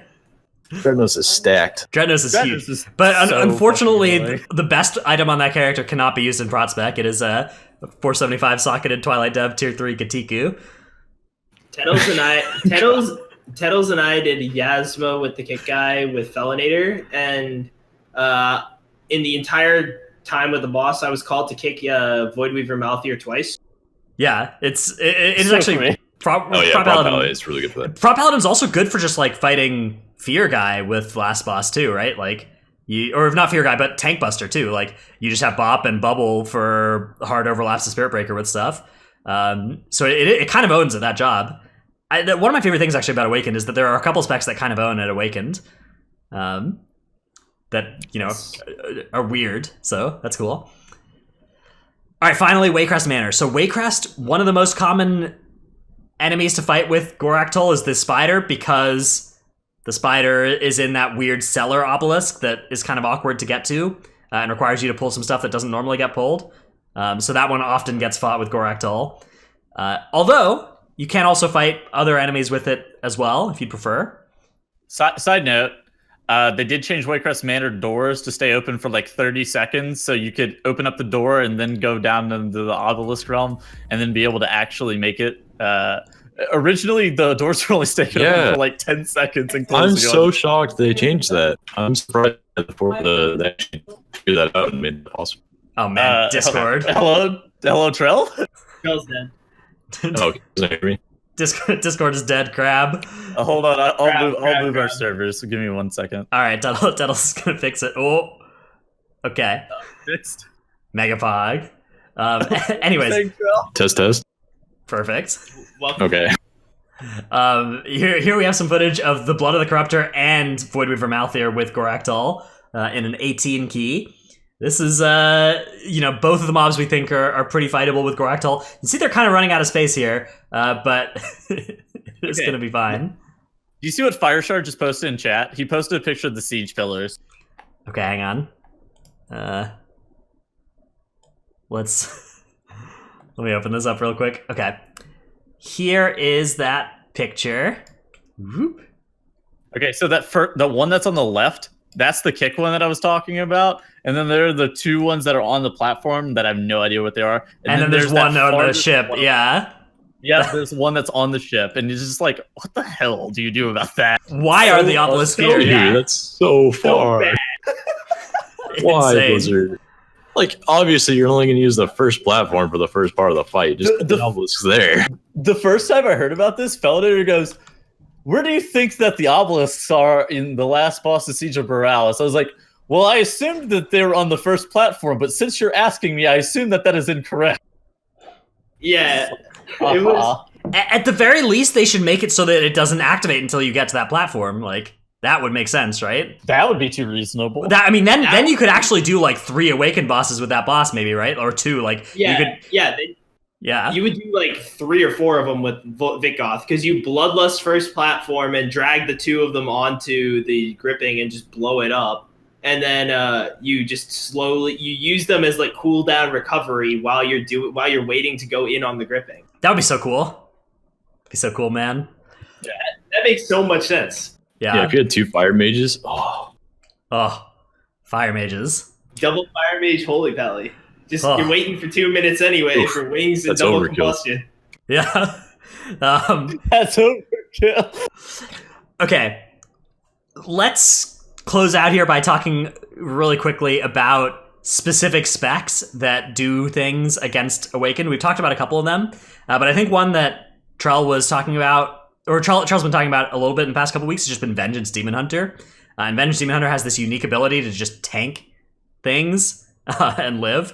So the Tank Buster in particular, like... yeah, they have this weird thing where they survive damage and then also heal themselves. Something that Blood DK and Prot Warrior have, but not the same. Yeah, Prot Warrior survives the damage and needs healing. Blood Death Knight doesn't need healing, but does need rezzing. So... It's weird. Yeah. Weird that one tank has actual tank things this expansion.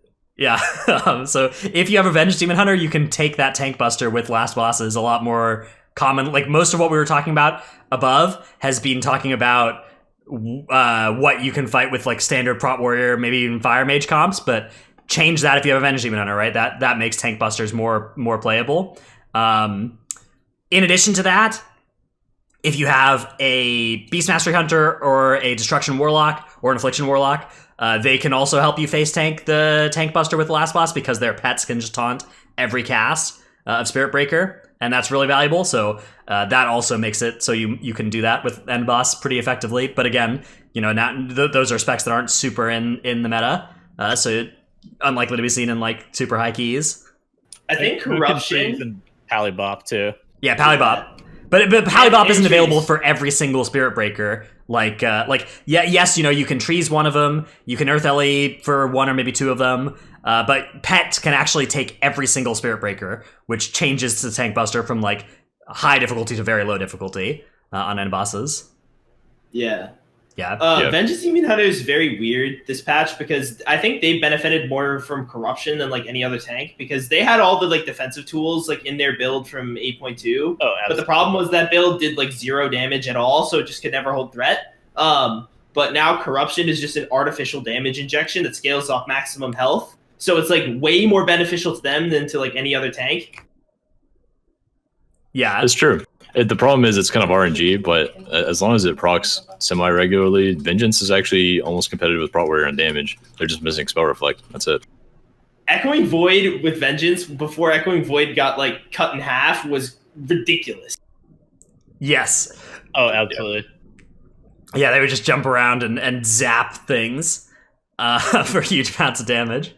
So do we want to talk about the Outlaw Rogue strategies of how they enable some awakened stuff that you can? Sure. So obviously, Outlaws can skip ahead and activate future obelisks. That can be a very valuable thing. But we can rapid fire a couple of effects right now that different rogues get you. Okay, so here's a clip from Untitled about pulling the middle pack away. This is kind of a standard. Anybody can do this, but rogues can live after doing this, which is nice. Yep. So you just pull the middle pack to the side, and then you can activate the obelisk. The rest of the group can activate the obelisk, and the rogue can then vanish and enter Ny'alotha from the earlier obelisks that have already been activated and join you guys there. So that's a useful thing. Rogues also have distract utility. So here again in Untitled, you can, distract a pack and then get to the edge of an obelisk and get in there. And that one's really sketchy. That one is really, really, really sketchy. That's why I'm sitting there, is because I expected him to pull it, and then I had to actually click it while he runs the pack away, but he got it with the distract. You have to have the honor guard at its furthest. So that's why those markers are out there, right? Like the world markers. I went in on Mythic 0 and watched this, because that honor guard out there pats a little bit. It's an inch. Yeah. And so you need him at the very edge of his pat. And then you can actually do it. Yeah, so you hit it with the distract to keep it in place, and then you then you can activate the obelisk from the very edge here. So this is the right-hand side obelisk in Atal. Very, very strong move. Then of course, there's the the double honor guard pack we talked about that you always want to skip with the vanish can be good for that. People can always die to help you skip that as well, but vanish is really, really big there.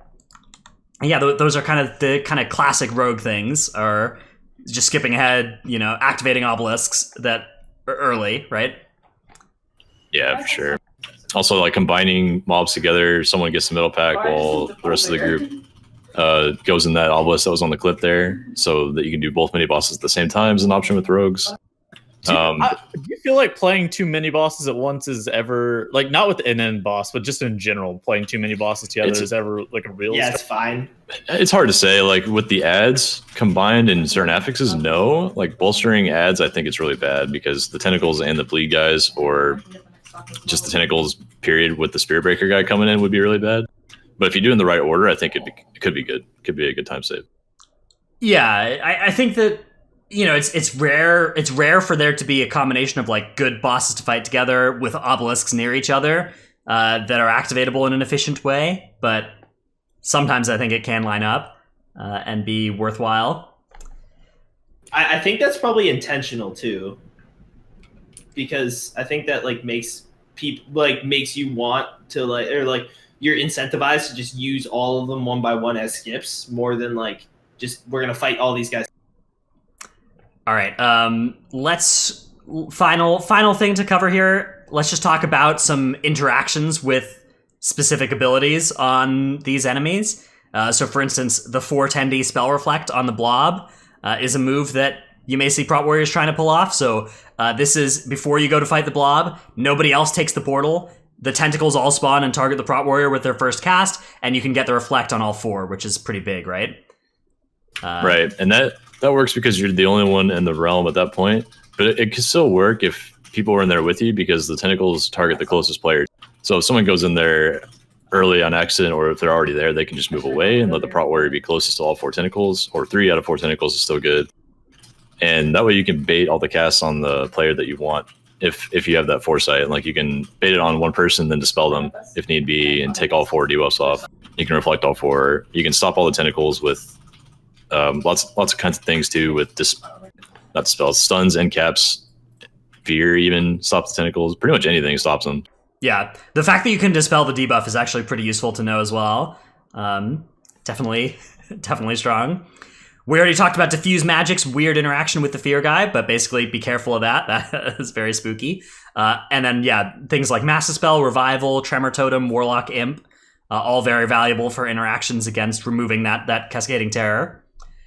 The Tank Buster has some weird line of sight rules that has changed in the past couple weeks. They nerfed line of sighting the tank buster itself, so you can't line of sight Spirit Breaker anymore. You can line of sight Dark Fury still though, so you can hide around a wall when that's going off, which can sometimes be useful. And then we also have a little clip here. Let me see if I have this one. Yeah. Of dealing with the malignant growths against the tank buster. So let me open this up real quick. So this is in Mechagon Workshop, and this is that portal that puts all the malignant growths in the gauntlet. One of the tricks in this area is basically everybody needs to activate the portal and go as quick as they can, because you have a little bit of time before the malignant growths actually expand. So getting in there 5 seconds early will be really helpful and get you past a couple of those early malignant growths. And then you're just rushing to get through them before they all explode. You could also use stuff like Freedom, and you could use like Freedom to be able to just like walk straight through the malignant growths if you'd like as well. There's a lot of utility that can be used to be able to deal with them. They are very frustrating though, especially that spawn in particular is one of the worst. That one and like the Atalazar middle pack are just like I think by far the worst in terms of malignant growth spawns. Yeah, I wanted to include that one because someone asked in our Discord earlier how to handle that as a tank. For one, if you see that clip, I taunt right off the bat. I shield slam him for threat, and then I clap on my way out. But I'm instantly running away, and I'd use both my charges on the growths to get out of the slow as fast as I can without the need of anyone's help. And you can do that as every tank class I think has a way to do that. So just making sure you tell your group, hey, just run as soon as we get into the thing. I'll have aggro. You can hit it, but you can run. This is a rogue specific thing for those. Vanish works for 3 seconds. It will remove, because the way Vanish works, it makes you unable to be slowed or like impaired for 3 seconds. So if you're stuck in the middle of those and are like worried about it, you can vanish and use 3 seconds with like a Lightfoot potion or something and get out. So that's a thing that people can do. Yeah, Vanish is so weird. Actually, the like it has these weird effects. It also has a weird effect when Vanish turns into stealth. Afterwards, that can like clear certain effects too. Yes. So like Razan, for instance, if you vanish early, you can sit in your vanish until it turns into stealth, and that will clear the pursuit as well. It would do weird things on Jaina as well, where you get ice blocked and then you transition from vanish to stealth, and it would break it. So all kinds of weird stuff with vanish. Another Really, I didn't know that one. Yeah, I didn't know that either. Another bizarre interaction. Well, not bizarre interaction, but useful interaction is the spider. If you ever do let the disease go through and you don't have a disease dispel, Vanish works against that too. You can vanish out of the slow disease, or you can vengeful retreat it. Yeah. Anything that dispels a slow will dispel the effect on that too. Tiger's Law, freedom. Yep. Yeah. Shapeshift, all of that. Very common set of useful effects against the spider. All right, that makes it though to the end of our main topic this week, which was Awakened tips and the things we've learned about it since we have now started actually playing the affix. Let's do some questions and answers.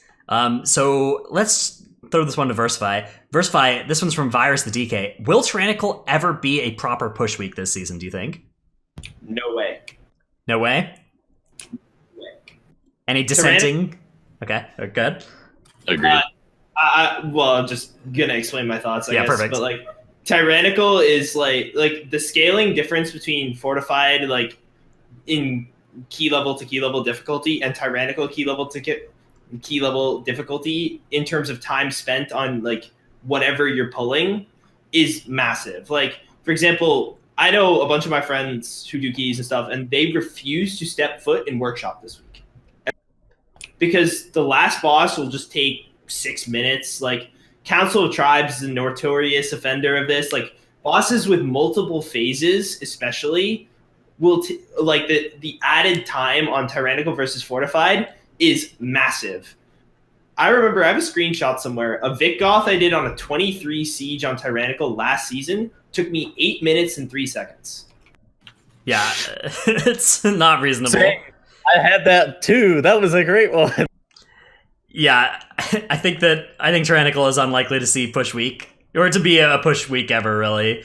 Like, you might see, it'll be a good week to do like 20s on the good Tyrannical weeks, but it's never going to be a good week to do like 25s. It's just because bosses with phases just take exponentially exponential amounts of time longer. Just because 30% health doesn't create a 30% longer boss fight, it creates like a like almost a twice as long boss sometimes in Vikgoth. Yeah. Yeah, especially Vikgoth, where there's not only 3 different phases, but there's also damage checks in each phase. Like, yeah, damage checks that turn into time checks, right? Or turn into time penalties if you don't make the checks. It also makes like certain boss mechanics that otherwise wouldn't be lethal at high keys, like very lethal. For example, Putrid Waters is one, also on Vikgoth. Like that dot normally will do a lot of damage to you, but won't kill you. But on Tyrannical, the initial hit can actually just kill you at high enough key levels, and you'll just die. That boss is incredibly bad. That's a cursed boss. That boss sucks. All right. Question from Dippin' Dots. When is Might renaming? Tettles. We're not renaming. I have a promise though. I have footage actually of you promising to rename. Well, I've been told from people who are higher up than I that we are not renaming. All right. False promises from politician Tettles. Tettles is a fraud. This is why I don't run for political offices. Yeah, bro. There's too much against me that could be used against me, such as bathtub pictures and false promises, such as renaming Might to Might with a capital G. I don't know. I think Jason XD Raffle threatened and said that if you guys don't rename to Might with a capital G, we are going to. So that would be even better. That would own. All right. Question from Wepa_. Any scenario where you think using hero in separate phases would be good for comps? Actually, how does this work? If you lust in the Awakened realm, does it hit the people in the other realm? I have no I don't think idea. so. Interesting. But I do know that you can use. I know that you can use mallet, and if somebody is out of line of sight of you, they won't won't get the mallet buff. Yeah, I don't think it would though, because well. I have to battle shout. Like I can't battle shout someone above ground if I'm in the N'Zoth realm. So you don't get the Toldegor buffs. Yeah, in Toldegor is the N'Zoth realm either. You remember the strategy of when people were using mages to like solo out beaches on Told? Yeah. Yes. That would be the only time that I can really think of using a separate bloodlust to be worth. Maybe. But, I could see like, you know, mage wants to combust something and lust that, and then everybody else can lust the next thing. I don't know. Yeah, I don't know. Hard to say. Yeah, it's cool. It's cool strategy. You know, the answer is come up with something cool that you can do with that double lust that is better than just having everybody lust at the same time, which is like default very good. Part of the problem I think is that bloodlust is not as sick of a cooldown as you would really like it to be. A lot of the time, like it's good on bosses, and it's good to enable your healers in certain situations, but it's not as powerful as it is in raid. So people just get a common misconception of bloodlust being like this end all be all like bis cooldown and shit, and it's like not that great. It's not bad, but it is okay. You should use it to enable pulls as opposed to like just use it to whenever you're pulling the biggest. I think that strategy's most gate-kept actually by the fact that you have to switch realms outside of combat. So if you're trying to lust for like a single mage, the only way you would do it is since you can get pulled if you enter boss combat, you'll get pulled out of the Shadow Realm. So like one way you could do it is if like a mage only is lusting and say Adderus and Aspects and everyone else is lusting the first pull. He has to come out and pull the boss himself and not die. But I think that's like the only place like entering boss combat, it would be doable. Well, so the rest of the group would have lusted the first pull, right? So the mage would have to find a way to not get the lust on the first pull, right? He can zone out of the instance. Yeah, zone out of the instance. He'd be outside of the instance. Yeah. There's no way that's worth. And then, but then you can just pull the boss regularly, and everybody else is sated, right? So the mage can safely lust. I don't know. But there's no way that's worth. Yeah, there's no way that the 20 seconds of zoning in and out is worth getting that one bloodlust in a different spot. I agree. Exactly. That's worth thinking about, though. It is cool. It's a cool idea. Yeah, I think it's a legitimate, interesting thing. That's pretty wildly out of the box too. I hadn't thought about anything like that. I think the mallet range / line of sight thing is more practical than like having people zone out and shit. Yeah. All right. Next question comes from Armstrong Boys in Discord. Quick question about the Dazari honor guard. So this is not the reanimated honor guards, but the living side honor guards in Atal Dazar. I was doing a 17 Atal, and that's the highest key I've done this season. When we were doing the pack before Priestess, some of my DPS got hit by the Fervent Strike and died instantly. I've never seen it do so much damage before, and I was wondering how to not have that happen. I was assuming it was because I wasn't in melee range, but I honestly can't remember if I was kiting at that point or not. Yeah, so Trell, what happened there? All right, so BFA introduced the new mechanic that is the most annoying thing in WoW ever. Of anytime the tank's out of range, the mobs are going to kill one of your melee DPS or your healer. Because the way this happened was in Legion, the way you pulled every pack was you just got threat for 5 seconds, and then you outranged everything and ran and kited for like 45 seconds until the pack died. So what they did to prevent that was add all these little anti-kite mechanics where if you're out of range, they'll hit the nearest player or highest threat within melee range. So like on Raging Necrotic, when you kite, you have to tell your friends, like remind them, hey, I'm kiting, pop parry or get out of melee range. I usually just tell my healer to get the hell out of it. Yeah. But yeah, something to be aware of. Yeah. I usually tell my healers to get the hell out of melee at Jamal. Cat and melee. I think that like there it's really important as like a melee player to have a marker on your tank so that you're not in Discord with them, you can see when they're out of melee, and that's a good clue to you to press blur, press like blade dance, press parry, or just get out of there, because those guys will just fervent strike and chop your head off. And the same thing is with shield bash on the other side. And Rending Maul from the reanimated honor guards. Also that, yes. Yep. A lot of There are actually dozens of anti-kite mechanics in BFA if you go through every dungeon and watch. Well, they tried to fix anti-kite, and Jason said it best. They tried to fix the problem in multiple ways by making threat bad, make mobs cast on the nearest target, not the highest threat, the nearest target, and then make a bunch of random cast mobs that just do not care about the tank at all. And they did so many different things to try to fix this problem of like people over pulling and kiting it out.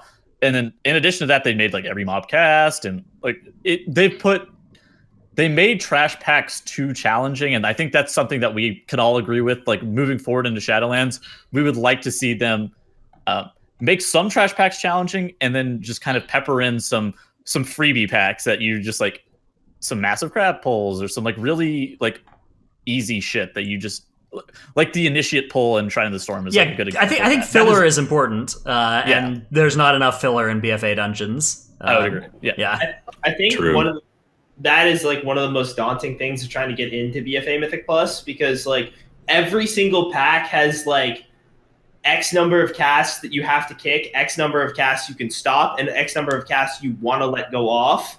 And like it has anti-kite mechanics, like frontals. Every mob in every dungeon has like something that it does that you need to know how it works. And that can be like super daunting for like a newer player.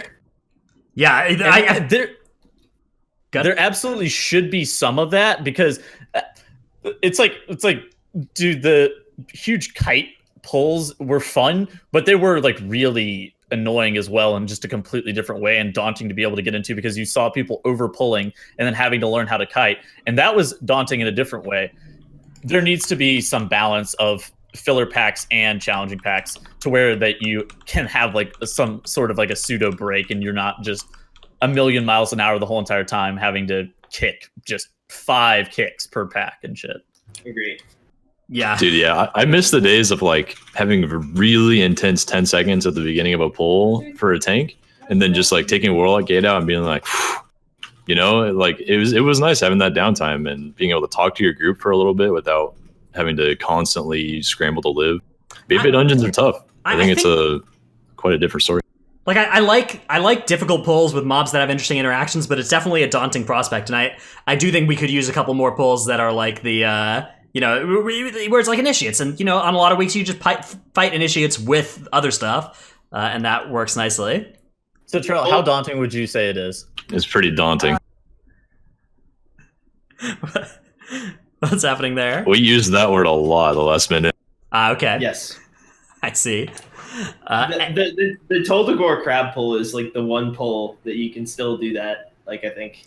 Yeah. So crabs, Shrine of the Storm initiates. Those are both designed well in a way that it like gives you some filler part of the dungeon to where it's like, all right, this is the fun part and this is the challenging part. I mean, initiates well, are that's like what- initiates are like 2 HP mobs, right? Like they're not. I think crabs are the only real like regular size, actually healthy, actually lethal mobs that you can kite in a Legion way. Those are well designed, because I like this example a lot, because crabs have counterplay where you don't instantly die. Like, imagine if Squeeze instantly did 1 million damage instead of waiting for because that's what Fervent Strike is. That just instantly kills you. Yeah. If everything was like the crabs, where they had some kind of counterplay with being able to see the cast coming and then doing something about it after, that would be really good for BFA dungeons. But like we said earlier, they just overfixed the kiting in so many ways. All right. Yep. That brings us to the end of this week's show. Before we sign off, though, Versify, any shout outs you'd like to give out before we close here? Please nerf Starfall. I think it's a little too Fuck strong. off, bro. And on that note, that will end this week's show. We'll be back next week with another episode of Titanforge. Bye, everybody. Thanks, guys.